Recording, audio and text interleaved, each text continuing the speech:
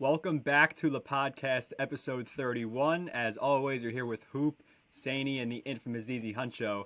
And once again, we're joined by the founder of Basketball Forever, Alex. How's it going? I'm doing well. You're here to tell us stories about interactions you've had with NBA players. As someone who runs a huge media company, I'm sure there's plenty. But first, we'd like to interrogate you about a post coming from your Instagram page that we're not Oh exactly happy no. with. Oh Sadie, take it no. away, please. Now, I love how Hoop said we, but I want you to put the emphasis on the me here, Alex, okay? Me and you are going to have a little sit down about this post. And for the first time, it's not about Westbrook. It's not about I Westbrook, already assumed it was. So I'm ready. believe it or not. So, Basketball Forever released their list for their top 10 MVP candidates. And for you Spotify listeners, and you don't see my background, I have Oklahoma gear all around me. I'm going to name off the list real quick. We have Giannis at 1, Luka at 2, Tatum at 3, Donovan Mitchell at 4, Jokic at 5, Stephen Curry at 6, Devin Booker at 7, Tyrese Halliburton at 8, John Morant at 9, and Sabonis at 10.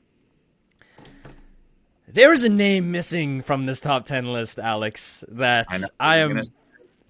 I'm very disappointed in here, okay? I don't know how we're putting Sabonis over Shai Gilgeous-Alexander. I don't believe we should be putting John Morant over Shai Gilgeous-Alexander if we're speaking in terms of this season. I don't think we should be putting... Although Tyrese Halliburton, as of recently, has been doing very well. This post was not made last night. I think it was the day before or the day after that. And I still think Shai is in the top 10 discussion. So I want to hear from your perspective. Why is Shai not in your top 10 MVP race? All right. So I'll explain to you how we sort of think about these lists, right? So there's a couple of factors that come into consideration, and all of them are basically it's just a culmination of all of the selection criteria for MVPs in the past. So we take all of those and we plot it on a chart, and then we work out who's falling into that category and who's not. Now Shai ticks almost every single box. The problem with Shai, though, is that being a 12th seed, it almost like completely eliminates you from top 10 contention. Like even Sabonis, who made the top 10, that's the Kings are a 6th seed right now in the West, and Sabonis has like a 22 PER rating. He has the most win shares on that team, win shares per 48 minutes, and his efficiency rating is like completely through the roof. He leads the team in offensive and defensive win shares. So from that perspective, you basically he's almost contributing. He is actually statistically contributing to more wins than De'Aaron Fox is, although it's really, really close. Sabonis right now has the same PER rating, more or less, that Derrick Rose had in his MVP season. So on those factors alone, that's the only reason Sabonis cracked the top 10. I didn't want to put him there. The stats led me there. The record led me there. Shai should be there 100%, but you can't do that when you're below 500. So I agree Sabonis is the best player on the Kings right now. I watched the game versus the Pacers last night, and he just changed the entire scope of the offense when he's on the court. He has that Jokic effect when he initiates from the top of the key. They got cutters running around. He plays a Draymond-type role where Carter will run down off a pin down. He's throwing bounce passes. Like it's a very similar because Mike Brown was obviously the Warriors' assistant. He's implementing him like that. My issue with the list is I see guys like Donovan Mitchell high. And Devin Booker not as high. Mitchell's at 4, Booker at 7. We have Luka at 2, Steph at 6. Luka is at 2 with a record of 500.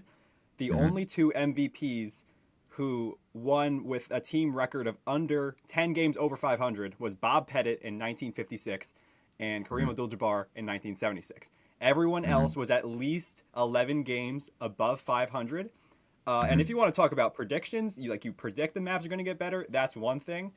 If we're talking power rankings right now, I cannot have Luka that high and then Steph that low. They're both 500. They're both having immaculate seasons. I don't see the separation there. It's one thing if you're predicting that they're going to get better and have Luka close to Steph, but when one's 2 and one's 6 and they're both 500, both putting up crazy seasons, I don't understand the inconsistency there. So the difference is that Luka's also based on like the historical nature of the season he's having. So we don't do it based on like wins and loss. It's actually based truly on just seeding, and then where like the trajectory that the team is on. So I understand your point, and I agree that on the basis of how like the Mavs are performing, Luka probably won't end up being MVP if it continues like on this trend. But like statistically speaking, no one's having a more monumental season. Like this falls into the category of a Russell Westbrook MVP season. It's going to end up being on that level PER wise, win share wise. No one will have done more with less. Luka's completely capable of having a 30, 10, and 10 season this year. Probably even better. If he doesn't flame out, it could be historic. I think he's had 3 40-point triple doubles this season already, and the rest of the leagues had none.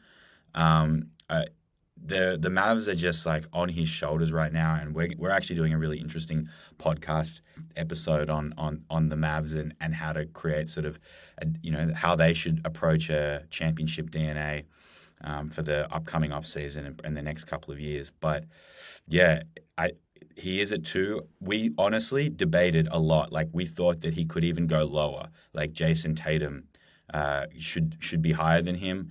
It was just really hard, and I think we did it. And then of course, like Luka torched Stephen Curry and the Warriors, like the former defending champs. Like narratives do come into play in these lists because at the end of the day, the media who are voting and who are making these decisions, narratives come into play for them, and we're focusing on the narratives that we know move the needle with their selection and voting process. Like in the past, there's been times when, think of the fact that you've got Tyson Chandler, who, as a defensive player of the year, despite not being top 10 in any defensive category for the season that he won it, and not even being all defensive first team. That's on the basis. He was just a dog.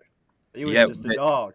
Yeah, but he was given that award because it was it's almost like a legacy award for what he did, what he contributed defensively to the Mavs the previous season, and that he really was a huge factor in them winning that championship.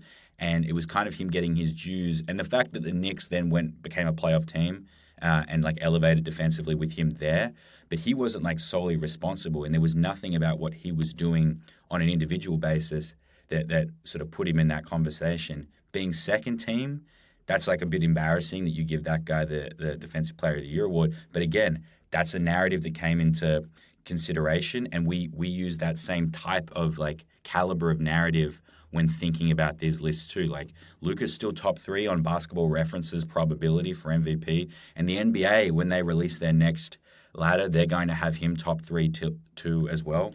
They have him number 1. There you go. Like that's they have him number 1. That's all these things, they get all poured into the mixing pot for like our version of the list, which we think is just a slightly more conservative and reasonable version of everybody else's. So my thing is, that's understandable. Is like when I'm looking at this list, and when I did look at it, I sent this immediately to the two of them, and I'm gonna read. As a matter of fact, I'm gonna read you exactly what each person said. I sent the list, and I said that's actually wild. And when I said that, they knew what I was talking about. I was talking about Shea.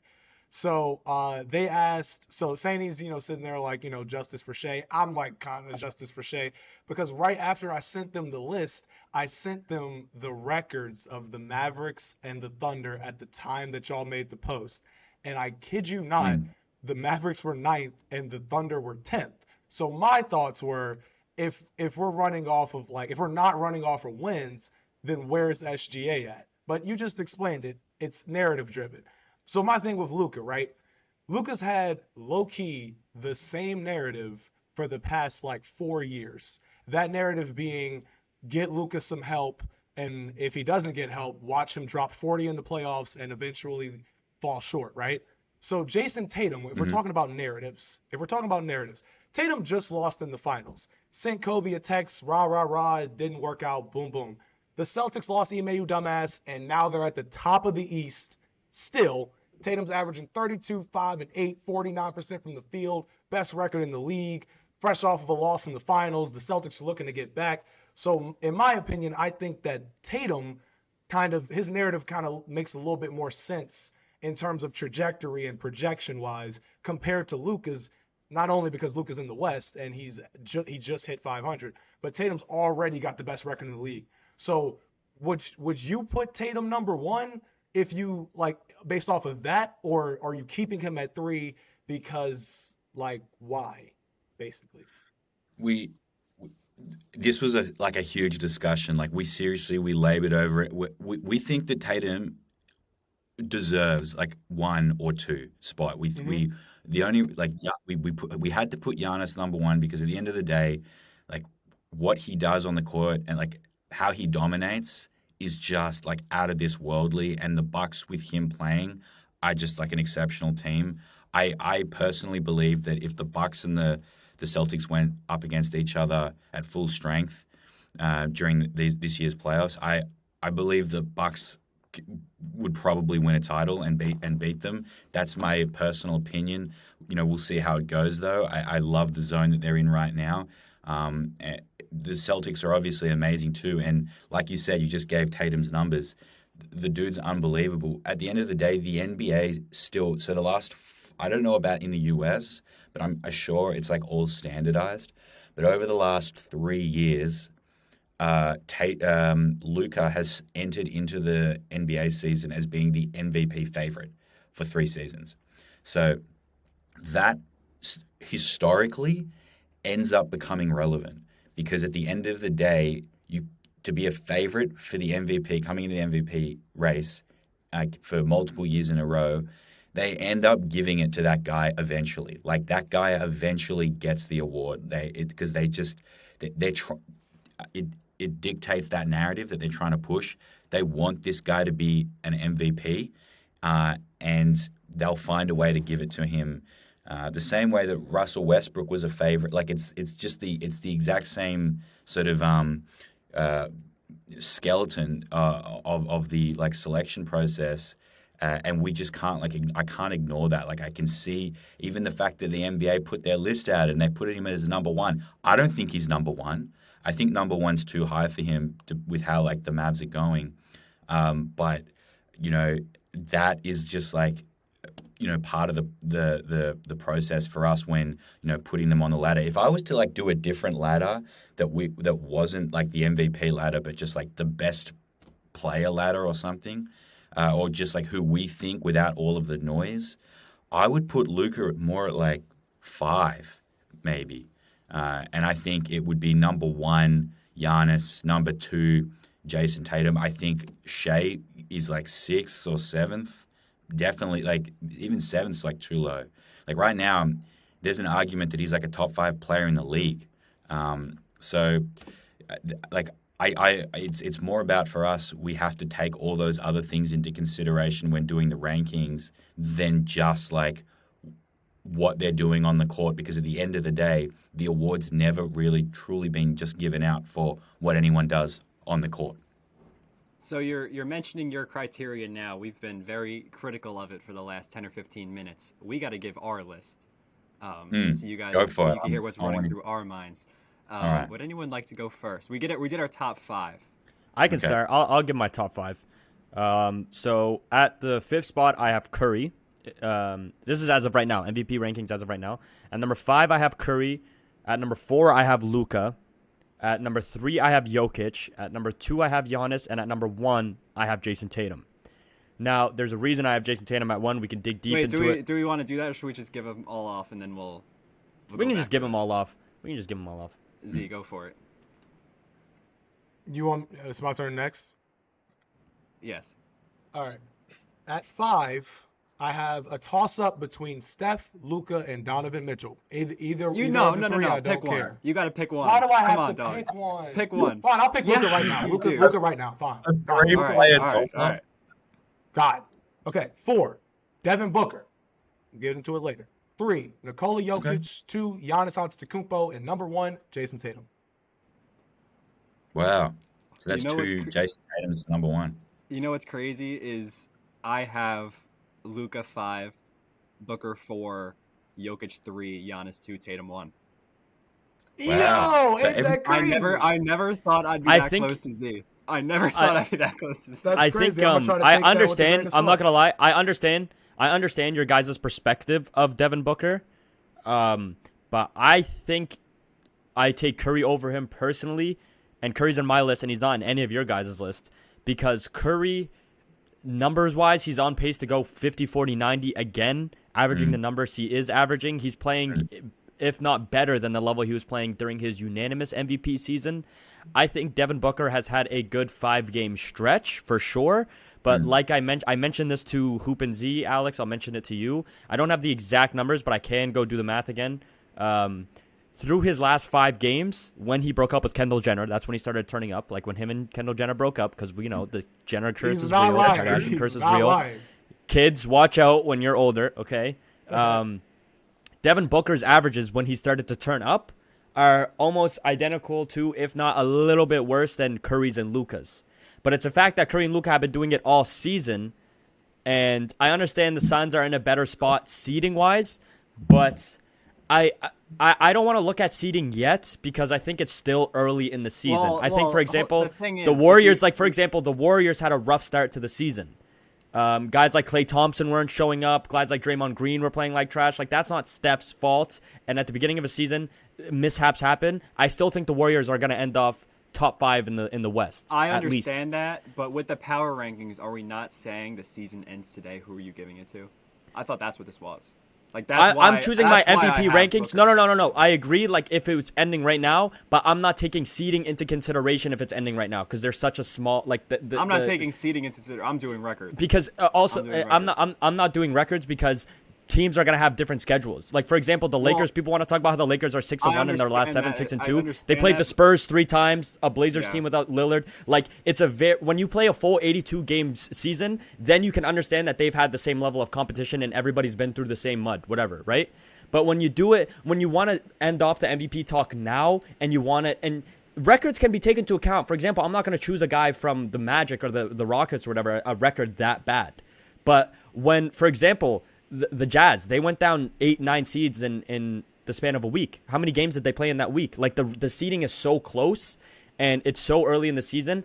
I'm not taking the record that deeply yet. If you're in playoff contention, I'm considering you in my list if you're playing at that level. That's my criteria if we're ending it right now. Because again, schedules are different. Teams are playing different teams. I don't know how many teams the Suns played that have a record under 500 compared to the Warriors or the Mavericks. If you understand what I'm trying to say.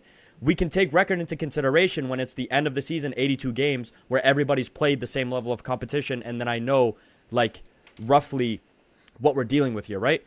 But I'm not going to take that too much into consideration, and I have Curry over Devin Booker only because while Devin Booker has had a great stretch, and I think he's 6th for me, like he's just outside the MVP talks for me, he's not better than Luka or Steph. And that's right now, and I'm also predicting he won't be over them. I think No, but I mean like his MVP case. Like he doesn't have a better case than Luka or Steph. Really? That's my opinion. As of right now? As of right now. The Suns are... I'm saying the Suns he's been doing this without Paul, without Johnson, Crowder. The reason I don't have him higher is because I think Mikal Bridges right now, like he's going to go down as one of the best role players of all time. Mikal Bridges is a killer. He is a killer. DeAndre, like it's a solid team. And while Devin Booker is the clear best player, I wouldn't push him over Jokic because I think Jokic does more for his team. Even though he's only averaging 23 a game, his shots are going down. He's doing that on 63% field goal percentage from 23 games. Yeah, and like 10-9, leading the 4th best offense in the league with guys like KCP shooting 40% from 3. They're nice shooters, but there's a reason they're that good. Like Jokic just creates that much more, which is the reason I don't have Booker higher. Because from a player perspective, I agree he's not as talented. But for the sake of the MVP case, if we're ending it right now, I am taking into account that the Suns are the 1st seed in the West without Chris Paul playing half the games, and whatnot, and Booker's still leading them. And if we're But I'm talking looking just at like his the last few power games rankings right now, I'm taking it. If you guys want to take into consideration, if you want to see Devin Booker as a player power rankings, I'm not going to argue it because he's right behind him. I'm saying the reason I take guys over or Steph or Luka over him, and you guys bring up the fact how the Suns are doing so good. If you look at their recent games when Devin Booker started turning up, they've played some trash teams. The best team they played is the Kings, and that was 2 days ago, and they beat them by 5. Like, it was like, a win is a win. I'm not hating on it, but I'm just saying that was the highest level of, and the Kings are 10-9. The Kings are 10-9. But I'm just saying, one game came from the Pistons, another game came from the Magic. They played Hornets. Utah twice while Utah was falling off. It's like, that's what I'm looking at, where it's like, that's why I don't like to take, like, records that deeply. I still obviously consider them, but when we're at this point, I'm not going to take them as deep because look at the level of competition. The exact same way, there's a narrative right now that the Lakers are going to be back into playoff, like high playoff seeding. They're doing so good. I don't know if you guys are seeing this because the Lakers are winning games now. They've played the Spurs like twice, a Blazers team without Dame. They blew a 17-point lead to the Pacers in the fourth quarter. Like, they're not that's not looking good to me. You're beating teams that you should be dominating, and you're barely coming out with a victory. That's why I don't like to take records like that into consideration, where it's like this stretch the Lakers look good, so they're going to look good for the rest of the season. It's the same narrative I'm going to apply. This stretch Devin Booker looks good, so he's going to look better than Luka and Steph for the rest of the season. Well, see, that's why I don't like to take it. My thing is the reason I put D-Book in mine right now is because, like, we talked about it before the show. For the past couple of years, the Phoenix Suns have literally been a laughing stock. And it's at their own faults, right? Giannis in the 2021 finals was absolutely Greek Jesus. And then they run into European Jesus, or Slovenian Jesus, in Game 7 last year, right? So they've had their fair shares of dealing with hate comments over the summer, like in their DMs and things of that nature. But I can't knock them for being the 1 seed in the West because they've been a constant top 3 team in the Western Conference, and we've talked about how inferior the Western Conference can be to the East, right? But when I look at D-Book, another constant that we've said in the past couple of years is that the best player on this team is Devin Booker. He's averaging career highs across the board right now, shooting at an elite clip, first in the West. He just dropped 51 3/4 on the Bulls, and it is the Bulls, but it's still 51 3/4, so I have to give him the benefit of the doubt. And the reason why I was struggling with my 5, right? I just put Luka in there just for the sake of this podcast. The only reason I did that is because Luka and the Mavs just hit 500 against the Warriors, and they beat the Warriors. So I'm going to give it to him for right now. Fine, take it. However, to Saney's point, the league right now, I don't know about y'all, but I have not seen the league like this before, where there's so much like individual talent to the point where you're making cases for guys like SGA, even though his team's 9-13. But you can see where the case is because without, he's like, averaging Kawhi and Dame playing games, which is nuts. But the thing is that SGA is averaging 31 a game. How can you definitively say, yeah, not a top 10 MVP candidate? You're looking at the record, but it's like he's doing everything in his power. So I'm giving him the benefit of the doubt. You got guys like KD who just dropped, what was it, 45 on 79% shooting from the field. Like, it's just anybody has an MVP case nowadays. However, because of how talented the league has been so far in the first 20 games or so, I have to take record into account making this list because, I mean, Tatum's, like, we didn't expect this. So we didn't know what to look at from the Boston Celtics perspective going into the season. They lost their coach. They lost in the finals, all these things. Tatum's out here balling. They're at the best record in the league. Giannis, what were we going to expect from him? Well, Giannis is the best defender in the league. If not the best defender, then the best two-way player in the league. We know that. But he's averaging 31, 12, 6 on 55% shooting from the field. Give him his credit. Nikola Jokic, like Hoop just said, 23 points per game. You would think, damn, what's going on? Well, he's shooting 63%, and he's averaging damn near 10 assists, damn near a triple-double. Second in the West. The Nuggets are second in the West. And then I already talked about D-Book. With Curry and Luka, it's literally a toss-up. And if you wanted to put D-Mitch in there at 5, I can't really be mad at you because the Cavs are the 3rd seed, if I'm not mistaken. And we didn't expect D-Mitch to fit this well into this team so early. But, hey, it's there. The point is that probably, like, you can list off 8 players for an MVP ranking. And you have a case for each of them. And it's just because players are balling out of their mind this year to the point where, like Sandy said, we're looking at the projection aspect, 82 games compared to this sample size of 20 that we have. So I'm thinking to myself, well, the Suns are going to be straight. in the long run. The Bucks are going to be straight. The Celtics are going to be straight. The Warriors took some time, but they're going to be straight. And the Mavericks, that's the team that I'm like, I just talked to Hoop about this yesterday. I don't know if this Dallas Mavericks team is going to be good enough to get Luka back to the Western Conference Finals last year. Because the argument is get Luka some help, right? Last year he had Jalen Brunson. In the first round, Jalen Brunson was incredible for the Mavericks, getting them a couple of wins without Luka.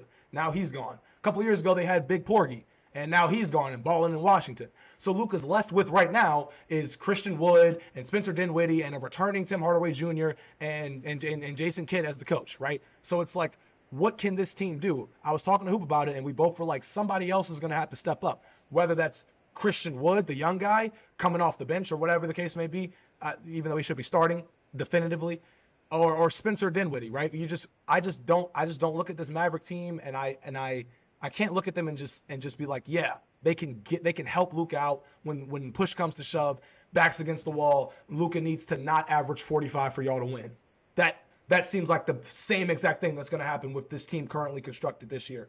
So the MVP case is literally just up in the air for me, but it's a tough one. So I'm not mad at any of y'all's lists, especially Hoops, because we're the same one.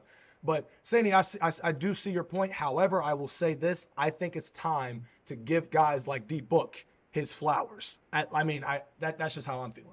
I don't disagree with that. Like I can see the perspective of putting Devin Booker in the list, and it's not a bad take to not only, I get we're doing it if the season ended now, but it's also not a bad take to assume that this is going to continue for the Phoenix Suns, the success. And at the end of the season, if Devin Booker looks like this and the Phoenix Suns has that same type of success, then I'm going to factor in that record more and be like, yeah, this should be top 5. This is 100% top 5. You're a number 1 seed and you're scoring at this level at this efficiency. That's ridiculous. I'll give him his flowers. But again, I want to see, if we're going to end the season now, I'm not going to factor in the record as much. Yeah, and you're right as well. When you were talking about sort of like the talent pool in the league and the output from players today, like if you think about what the NBA was like 10 years ago, I can't even, it's unfathomable to see like the difference in not just pace, but like how people play, and there's a lot of factors that go into that. And I think, one of the players who like Russell Westbrook is an example. He normalized like triple doubles. Like he changed the way that like fans in the NBA viewed triple doubles, and I think he was partly responsible for changing the way the players play today, and how effective they can be, and what what production output can be like. In 2010 and 11 season, Kevin Durant led the league in scoring, and he averaged 27.7 points per game. This season, there are 10 players in the league averaging more than that, which is like that Trae Young, Morant, Donovan Mitchell, Booker, KD, Shea, Giannis, Curry, Tatum, Luka, and like 5 or 6 of those guys, or almost 7, are averaging over 30 a game. So it's just like you said, to your point, it is so hard to really, particularly this early on, to really make a clear-cut sort of MVP list. And I think any player 1 through at least 5 or even 6 on a top 10, there is like a legitimate argument for them to have the award. Yeah, so we'd like to move on to the storytelling, but before we do that, I'd like to close with explaining briefly why I think the three of us have Tatum over Giannis. I don't know if you guys took this into account, but I've seen Giannis shoot himself in the foot a couple of games this season. He's trying to force that 3-ball, force mid-range pull-ups. Played the Knicks the other night, and with about 5 minutes left, he had 4 fouls. Just got checked back in the game, and within 30 seconds committed another foul. He had 5, fouled out with before he fouled out, he took a 3 with 20 seconds on the shot clock, a dumb shot like that. And one of them might have fell before, but it's Giannis. And another mid-range pull-up when he could be, just not shooting himself in the foot because he's not a shooter. And especially, you should not be working on that skill during the closing time of a game when it's not effective. So I think with Tatum, the Celtics just are running a smoother ship right now. And I don't see him with any negative media attention whatsoever. With Giannis, you could see, oh, he shot 2 for 14 from the free throw line today. Like, I don't see any of that with Jason Tatum, along with the fact that he hasn't won an MVP. If the Celtics have a crazy record, I could see them leaning him over Giannis, even though Giannis definitely has some MVP appeal since he hasn't won one in a while. But that's what I wanted to end with on that. So I've heard a couple hints at an Eric Gordon run in. I'll let you just go. But I am excited to hear this stuff. Yeah, there's been some If you crazy. could just explain like what you do exactly to the viewers and like how they got in touch with you and whatnot. Yeah, so obviously, like, publishing content now for the better part of sort of 8 years. I think over the last, I would say since like 2015, we've probably done something like 250 or 300 million uniques, as in people, over that time. So high volume of people that's reached, and obviously you publish enough content, you have enough opinions, you say enough things, you're going to eventually like have run-ins. And I've been blessed and fortunate enough to have experiences where I've got to interact with players, go to games, behind the scenes, all sorts of stuff. And yeah, there's just been obviously some strange stories, some weird ones. I've got an interesting one involving Stephen Curry, which I'll get to as well. But yeah, I think when I think back to like all the exchanges where I really feel like I was hard done by, the one that sticks out is Eric Gordon. So this was back when Eric Gordon was on the Rockets, and he actually came out to Sydney for an ESPN event. Excuse me. And he showed up to like one of the street ball courts. And I got like tipped off that he was going to be there and he's doing this event, and it was going to be a 3-point shootout with kids. And the idea is like, if you could beat him in the 3-point shootout, you won like $5,000. And it was framed as like a competition, and I went into it expecting exactly that, right? So I go there, I meet Eric Gordon, cool guy. There's a lot of people. There's probably like, several hundred people that are sort of surrounding this small court. And it was outdoors, and it was winter, because it was like their summer. And it was so windy. Like, the wind was crazy. It just blowing the balls left, right, and center. Like, you couldn't shoot properly. Like, you would not want to be playing basketball on that court. And I kind of felt bad because like these kids were coming up, they were jacking threes, they're flying all over the place. Eric Gordon, he's obviously like a sharpshooter, right? Like, compared to like the average person you're going to run into, that man's going to drain threes on just about like any other human being. And so he's like getting shots up, and they're blowing all over the place, and it makes it look like he's like shooting like trash, right? But he's not. It's the wind. Anyway, I'm like, this is going to be like a content opportunity. Like, I'm going to get some content for this because like this could be cool, because it was all the way down to the finals. There's this guy, this like young kid, like a teenager, and then Eric Gordon in the finals. This kid hit 10 threes, which is a lot. Like, that's like, in the amount of time, I think it was like 60 seconds or something like that, or 30 seconds. I can't remember the time. But he hit 10 in the time, which was, pretty impressive given the conditions. And Eric Gordon comes up, and Eric Gordon goes like Mamba, like clutch mode. Like, he was, hitting shots, and they were flying, blowing all over the place, not splashing. And then he just like went into the zone. Like, you could see the moment, locked in. He like drains like the last 4 in a row, and like the last shot went in at the last second of the clock for him to like get 11 or something. It was to get 11 to beat this kid. And then he was like, cheers and getting dapped up and all the rest. Anyway, I filmed the whole thing, that whole exchange. And then at the end, that was it. Like, the event was over in my mind. I thought this was a competition. I film it. I go home. and I like posted up on BF, like this thing on my phone, and the video blew up. Like I didn't know how much people were going to like watching this video. It got like 1.2 million views that day. And in the video, the caption I used was like something along the lines of like Eric Gordon like drains final shot to like, you know, win 3-point shootout against Kidd, and to stop him from like winning the prize money or I can't remember what I said. This was so long ago, but it was like something like that.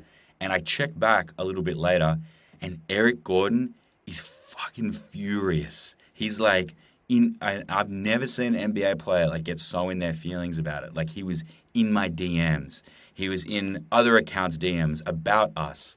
He was in the comments section. And he even went to the effort of creating his own video. Because what actually happened, and I didn't know this, is when I went home and thought that this was the end, he had actually given the kid the check anyway. So it was kind of like, he was like saying, you know, and getting a photo, he still won, gave him the check. And here I am kind of positioning the story like he like owns this kid. Like, and he was so mad because he thought that I was fake news, basically. He'd done me dirty. Like, I'll read you like an example of what he said. Eric Gordon destroys kids' hopes and dreams. Yeah, that's So how old was he, by the way? How old was this kid? I think 16. That kid grew up to be Dante DiVincenzo. He's we to all the Lepodcast listeners, the one thing you should be taking from this is that Eric Gordon will not be guesting on the podcast, unfortunately. no. So the story goes deeper though. Well, we already. The story goes deeper. That's crazy. That's actually crazy. I said to him, yo, no disrespect was intended at all. I'll repost your video with your permission. You know, Jonathan, who was the kid that won, had already shared the check, so didn't think there was any real confusion. We all have mad love for you, grateful that you came to Sydney. Like, I was trying to be nice, right, and diffuse things, and he writes, we'll take down the video and post mine. And I was like, man, I already updated the like I already clarified, like I went and made a comment, I updated the caption, I did everything because I felt bad that he felt like he'd been wronged. And he was just like, I said there was like, you know, the nature of the video was not to blast or disrespect you. And he goes, then what was your nature if you weren't there? And I was like, I was there. I filmed it. Like, I was there supporting you. And anyway, he was so mad, he left it on scene, and then he like posts, at BasketballForever, don't ever disrespect me again like this. And What shared year is him like, this? I'm on his Instagram account right now. I'm trying to find the video. see if you can find it. It was from 20th of August, 2017. God damn. 2017. And then, how's this, right? He goes into the WhatsApp group of the Houston Rockets team, and he basically tells the entire team that he's been the victim of like slander and fake news from us, and he got the entire Rockets team to block us on Instagram. And I did not realize this until we were doing a brand partnership with a shoe company, and it was a James Harden shoe release, and we had to like post this video and tag him, and it didn't let us tag him in the video. And I got flamed because I go and write to the brand, and I'm like, hey, or the media agency or whatever, and I'm like, hey, happy to put this up, like, you know, really excited about the shoe drop. Just to let you know, I think James Harden has like deleted his Instagram, and they're like, no, he hasn't. And I was like, oh, fuck. Like, that's when I realized, like, oh my gosh, this dude has blocked me because Eric Gordon told the entire fucking Houston Rockets team to block us. And I went and started looking everyone up, and I can't find any of these guys. I couldn't find the starting five anymore. Like, eventually, like, over time, a lot of them have unblocked us. I think James Harden still has us blocked. But what's crazy is, of all the people to not block us, Eric Gordon stayed, like he just left it because we were in his DMs at this point. So crazy weird That stuff, is man. wild. Is this a video, right? Because I'm in August 2017. I see this like Adidas. Was it Adidas event, or was it? I could have been, or I'm trying to find or a video. it I was like want to see this. it was like an ESPN You said event. this was He very well 2017, like right? at this point, You said this was Yeah. 2017. So like, I can only imagine. Like if I were y'all, if it was me personally, I can't take that level of disrespect. So like if I was in charge, I found the story. you found it or It's You found here. it? I'll read the caption. Check the caption of this post. Like this shows you how rent free I was living at this point. Like, have a look at this. I just sent it to you. That's crazy though. The kid almost beat prime Eric Gordon in a shootout.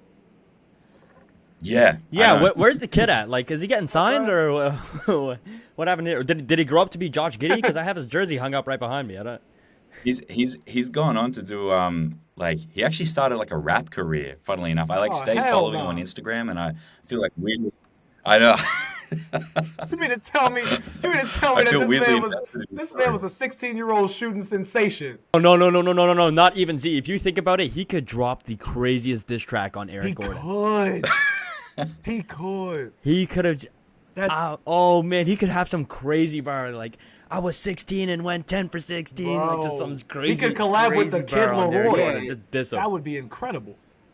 Oh, Imagine the Kid that's Leroy crazy. He he's says, dissing Eric know the Gordon. full story. Don't ever he's from disrespect me Sydney. like that. He's from Sydney, Australia. And then you guys said congratulations again.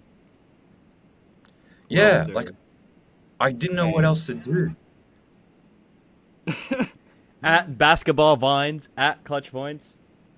This, Yeah. this guy Michael on that post commented, "Never sweat, but just swat away the little buggers. Understanding and comprehension always befuddles the small-minded." Amy J Love 10 comments, "God bless you for devoting your time and giving your heart. ...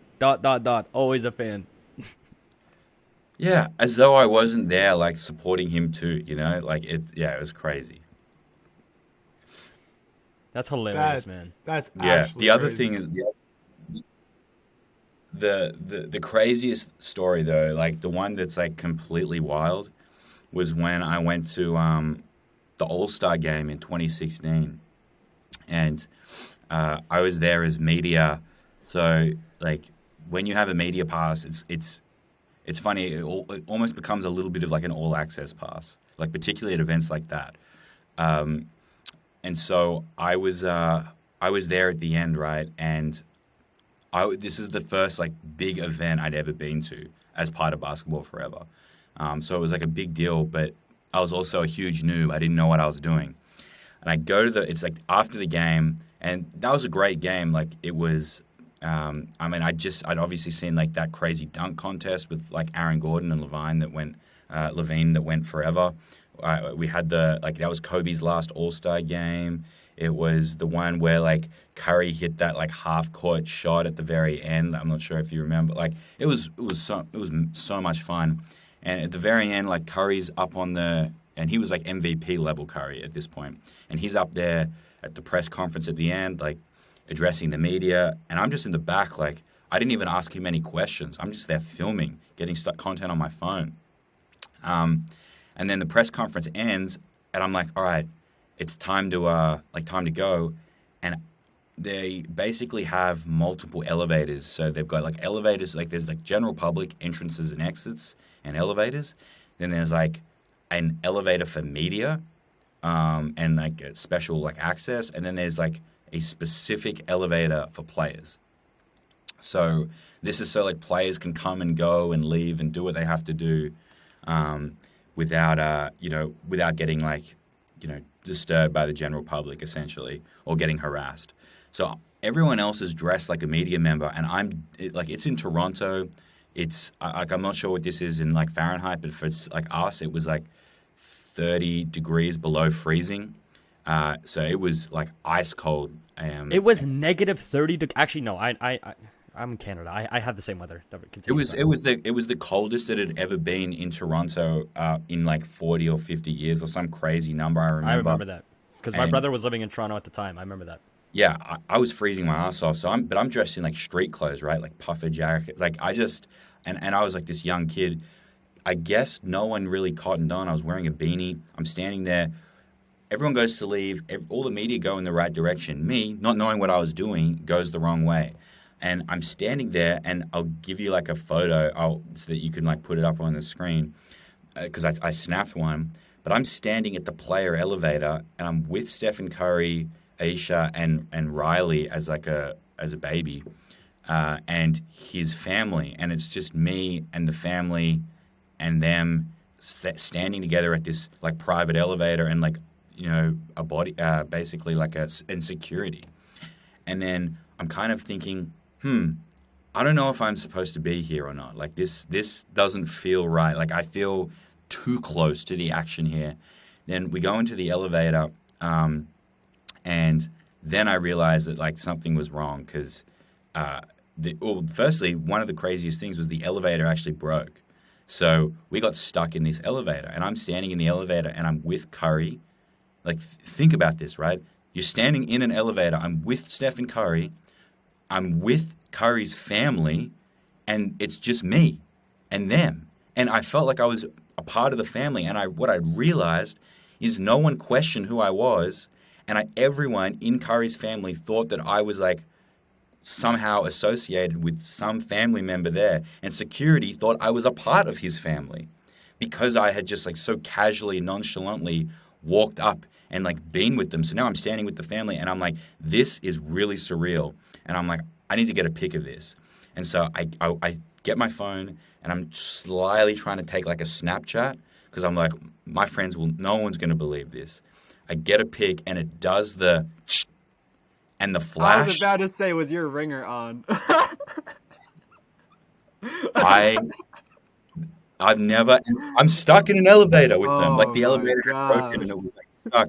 I had never felt more mortified, but like thankfully Curry didn't notice, and neither did Aisha.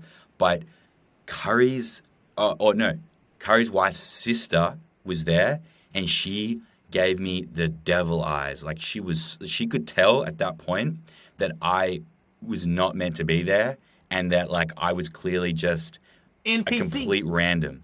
And so she tipped off, and then the elevator starts going again. It goes down to this basement, and it was like this tunnel, and you go outside, and that was like a direct way to get into their SUV and like leave at the end of the game. They were going home. And then we're getting ushered out, and I'm realizing, holy shit, I'm about to get pushed into their car. I'm going home with them. Like, and like the security then realized, I don't know if like the sister told the security or like tipped them off that I was like not meant to be there, but someone said something. They realized that like at a way too late stage that I wasn't supposed to be there, and they panicked. They pushed me up against the wall like with one arm, and was just like basically interrogating me. When they realized that they saw my media pass, and I was just a member of the media, they were like, they put me straight back on that elevator, straight back up, and like, get the hell out of here type vibes. But yeah, that was I almost went home for Almost went home for Thanksgiving. like Yes, dinner. sir. Yeah, exactly. I would have just said I was like, I would I wouldn't have have just said I was like head of security. That was then like that was genuinely one of the I funniest was things worried I've that ever if heard I in my life. said I was anything and they found out that I wasn't, that I'd never be allowed back. So I was like, I can't bullshit them. you said Bro. you walked up nonchalantly, just like. Imagine they didn't find out who you were until they Imagine got if it was home. Riley that was the one that tipped them off. Would they Uber you back? Like at that point, it's their fault at that point for just Yeah. letting this guy The with balls a you jacket had to get in that For elevator. real, bro. I I respect feel like they it. just. I- Yeah, I didn't. But see, it sounds ballsy, right? But I didn't know what I was doing. I thought I was doing the right thing. It really wasn't until I was past the point of no return that's when I realized that I was. Do you have the picture? I do. Word. I'll send it to Word. you. I would love to see that picture. So, Yeah. I wait, would but- love to see that I picture. still got the picture. If we make a clip out of this, are we allowed to use the Yeah, picture no. as one of I the? can't see why not. If I can find Okay. it, I can't see why That's not. that's actually hilarious, bro. You had the gall to step in an elevator with prime 2016 unanimous MVP Steph. I would have been scared shitless. I would have been farting out blanks, just straight up in there, going all the way. That would have been terrible. it was a surreal moment. Like farting out Oh blanks. God. that whole All-Star weekend was like one of the most wild like times of my life. Like Seriously, all though, it's a sorts good of time cool to stuff go. happened. I saw Dan Blizerian there, and I saw him like push a woman over that he was with like at the back of Staples Center, and then like get in a helicopter and leave. Like it was just wild times in life. Like the other thing that I saw was uh yeah, Just I pushed a know. woman over and got in the This is like helicopter. stuff you don't expect. He just Like he what? just- Like No, what? that was no. Like it was the most like I'm not gonna say unnecessary, but the most random like story detail. Yeah, I saw this guy. He pushes a woman and then gets on a helicopter. Yeah, I was like, what? Because she was just like crying, and I was like, what is LA? What is this? Like, She's just what is- crying, and all I hear is "Tucka, tucka, tucka, tucka, tucka, tucka," like that. Really? Did you see Drake? Did you see Drake Like- there at all? Yes. There we go. Okay, hold There on, we go. hold on. Oh no! Please don't tell me you got a pick. So there's like a few things. Yeah, I've had like, hold on.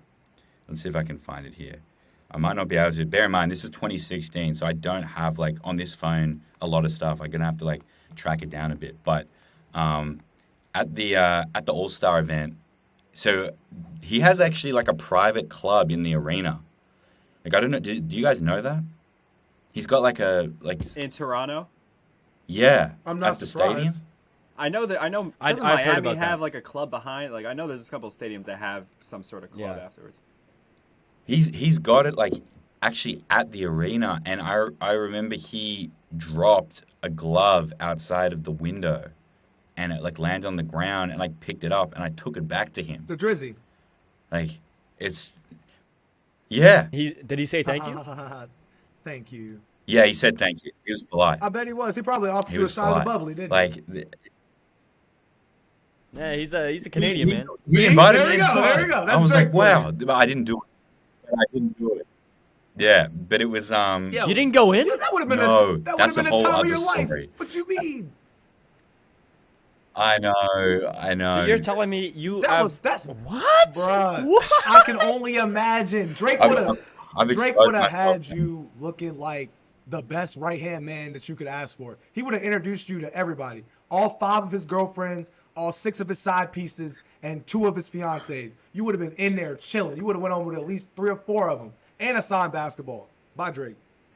Probably the mascot too. I would have been the same.